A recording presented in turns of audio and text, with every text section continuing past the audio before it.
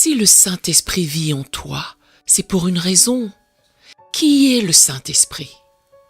Qui est-il? Qui est le Saint-Esprit? L'Esprit de Dieu. Qui est-il? Il est Dieu. Le Saint-Esprit vit en toi. Cela signifie que tu es surnaturel. Ai-je raison ou tort? Ce qui fait de toi un vainqueur en tout. C'est aussi simple que ça. Si le Saint-Esprit est Dieu et qu'il vit en moi, que fait-il en moi? S'il ne fait pas de moi un succès et un vainqueur, pourquoi vit-il en moi? S'il vit vraiment en moi, en ce cas, je serai toujours victorieux, je connaîtrai toujours le succès, je gagnerai toujours, n'est-ce pas? Dans ce cas, pourquoi tous les chrétiens ne gagnent-ils pas toujours? Pourquoi tous les chrétiens ne vivent-ils toujours pas dans la victoire? Pour la raison que peu d'entre eux savent l'écouter. Peu savent comment l'écouter, peu savent ce qu'il faut faire pour l'entendre. Si vous avez un téléviseur à la maison par exemple, et que vous voulez écouter, regarder un programme qui passe sur une chaîne, que faites-vous? Vous allumez la télé sur cette chaîne. Si vous ne vous connectez pas sur cette chaîne, vous ne la verrez pas. Cela dit, ce n'est pas parce que vous ne recevez pas le signal que rien ne vient de la chaîne. C'est juste que vous n'êtes pas sur la bonne chaîne.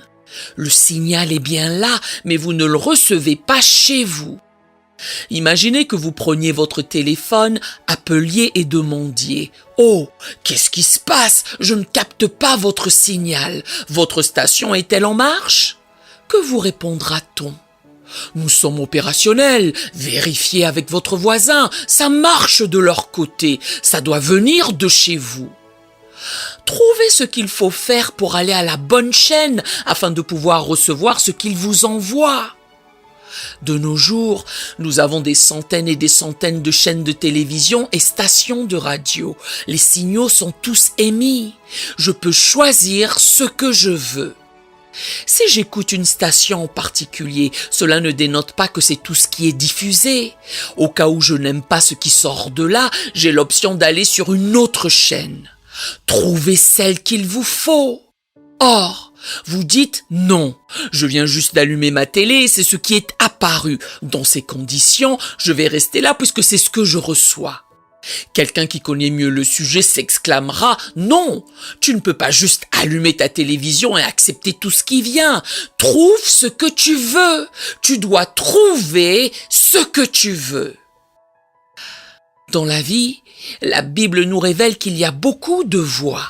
Il y a des voix qui viennent à nous tout le temps, des voix de la mémoire, des choses qui se sont produites dans le passé que l'on a encore à l'esprit, des voix de notre environnement, les voix de nos voisins, de nos amis, de la dernière personne avec qui nous avons conversé, toutes ces voix nous parviennent. Puis, il y a la voix de notre propre pensée qui vient à nous. Et parmi toutes ces voix, il y a la voix de Dieu. Alors, comment reconnaître la voix de Dieu au milieu de cette multitude de sons? Est-ce que sa voix est étrangement différente? Vais-je la reconnaître au son de sa voix? Non, tu ne le sauras pas au son de sa voix. Comment la reconnaître alors? Par le simple fait que Jésus est énoncé, mes brebis connaissent ma voix. Vous le saurez. Vous le saurez. Même la science médicale nous informe qu'un bébé dans l'utérus peut reconnaître la voix de sa mère au milieu de tant d'autres voix. Avez-vous vu l'endroit où vivent les chauves-souris? Il y en a des milliers, des centaines de milliers de chauves-souris dans un lieu minuscule. Quand elles reviennent le matin, comment reconnaissent-elles leur petit? Comment le petit sait-il laquelle est sa mère? Ils le savent tous. Tu as vu d'innombrables oiseaux voler dans le ciel. Combien de fois se sont-ils heurtés là-haut? Ou que 2 d'entre eux sont tombés pour la raison qu'ils ne savaient pas où ils allaient, incapables au passage de voler droit sur l'avenue des Champs-Élysées sans se rentrer dedans. Les oiseaux n'ont pas ce problème. Comment ça se fait? C'est inné. Ce que je vous dis, c'est que lorsque vous êtes né de nouveau, la voix de Dieu est reconnue par votre esprit. Vous connaîtrez la voix de Dieu. Personne n'aura jamais besoin de vous apprendre la voix de Dieu. La question est de savoir comment vous positionner pour entendre sa voix. Autrement dit, comment accorder votre esprit au canal de Dieu parmi tant d'autres voix. Quelqu'un dira, eh bien, si Dieu veut me causer, il peut le faire quand il veut. Oh, il parle, mais vous ne le savez pas. Dieu est maître de la communication.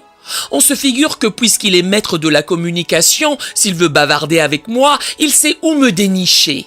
C'est une vérité partielle, elle est incomplète, car bien évidemment, si Dieu veut vous parler, il sait où vous localiser puisqu'il est Dieu. Mais affirmez-vous qu'il ne vous parle pas? La Bible nous atteste qu'il nous parle tous les jours. Si nous connaissions la voix de Dieu, si nous connaissions le message de Dieu, si nous avions son message au moment opportun à propos de la situation que nous traversons ou de ce que nous affrontons de façon ponctuelle, nous ferions face à cette situation avec audace, avec confiance, puisque nous savons ce que Dieu a verbalisé. Est-ce exact? En ce cas, que faut-il que nous fassions dans la vie? Toujours chercher à connaître sa voix, à entendre sa voix, à entendre son message, à entendre sa parole. Qu'est-ce que Dieu me dit maintenant? Il y a ceux qui certifient « Je n'ai jamais entendu Dieu me parler ». Il y a de fortes chances que vous ayez ignoré sa voix, ouais. Effectivement, il parle à tous ses enfants. Il le fait. Or, souvent, on l'appelle quelque chose. Quelque chose m'a dit. Avez-vous déjà entendu cette expression? Quelque chose m'a dit. Puisqu'on ne le reconnaît pas, on l'appelle quelque chose m'a dit. On ne sait pas quoi faire avec lui, du coup, il est devenu quelque chose. Quelque chose m'a dit. Il n'est pas quelque chose, il est Dieu. Plus vous connaissez le Saint-Esprit, plus vous reconnaissez cette voix quand il vous parle, et vous ne l'appellerez pas quelque chose. Vous êtes dans un lieu en ce moment où Dieu peut vous parler. Alléluia. Quand nous disons qu'il est maître de la communication, c'est ce que nous exprimons. Nous sommes tous ici, or Dieu peut parler à chacun de nous pour nous-mêmes. Tout ce qu'il vous prononcera sera unique pour vous, bien spécifique. Il vous parlera exactement là où vous êtes. Celui qui est assis à côté de vous ne saura probablement rien de ce que Dieu vous a dit. Il vous parle simplement, il s'adresse à vous. Vous rappelez-vous quand Saul de Tarse était en route pour Damas, persécutant les chrétiens? La Bible nous relate que Jésus lui a parlé du ciel en l'appelant par son nom. « Saul, Saul, pourquoi me persécutes-tu » Il nous fait connaître que Jésus lui a parlé en langue hébraïque. Ce jour-là, d'autres compagnons de route étaient avec lui, qui comprenaient eux aussi la langue hébraïque quand Jésus a parlé à Saul de Tarse. La Bible narre qu'ils ont entendu le son des mots, mais n'en ont pas saisi le sens. Comment ça se fait? C'était en hébreu pourtant. Pourquoi n'ont-ils pas compris? Parce que Dieu parlait à Saul. Dans l'esprit, ça peut sonner d'une manière, mais ce n'est pas la sonorité d'une voix d'homme. Tout comme Jean qui nous a témoigné, j'entendis une voix forte comme le son d'une trompette. Apocalypse 1:10. Une voix qui ressemblait à une trompette? Et tu as pu en interpréter le sens? Qui a déjà entendu le son d'une trompette et a déjà réussi à en tirer des mots? Mais c'était en esprit. C'était en esprit. En esprit, cela avait une signification. À nouveau, il a soutenu. Et j'entendis du ciel une voix comme un bruit de grosses eaux. Apocalypse 14:2. Puis, il nous raconte ce que la voix lui a dit. La voix ressemblait au bruit de grosses eaux, et tu as pu en déchiffrer la teneur. C'est un langage spirituel. Quelqu'un un jour m'a interrogé. As-tu dit que Dieu t'a parlé? Oui. Dans quelle langue l'a-t-il fait? J'ai répliqué, il ne parle pas comme toi en tout cas, il parle la langue de Dieu. Dans ce cas, quelle langue parlait-il? Vous voyez, ça c'est notre pensée charnelle qui s'exprime. Il a insisté, comment as-tu fait pour l'entendre? Quelle langue était-ce? La langue de Dieu. Tu veux dire que tu as compris la langue de Dieu? J'ai rétorqué, attends un peu. Pour toi, Dieu est quoi? Tu crois qu'il est ton grand-père ou quoi? Si Dieu parle à tout et à tous, c'est qu'on peut l'entendre. Souvenez-vous, l'eau a entendu Jésus, les vagues ont entendu Jésus, les oreilles sourdes ont entendu Jésus, les morts ont entendu Jésus, les poissons ont entendu Jésus, le pain a entendu Jésus, même les rochers ont entendu Moïse. Pensez à cela, l'eau l'a entendu. Réfléchissez à cela. L'arbre a entendu Jésus. Vous en souvenez-vous? Il a parlé au figuier. Quelle langue ont-ils tous entendu?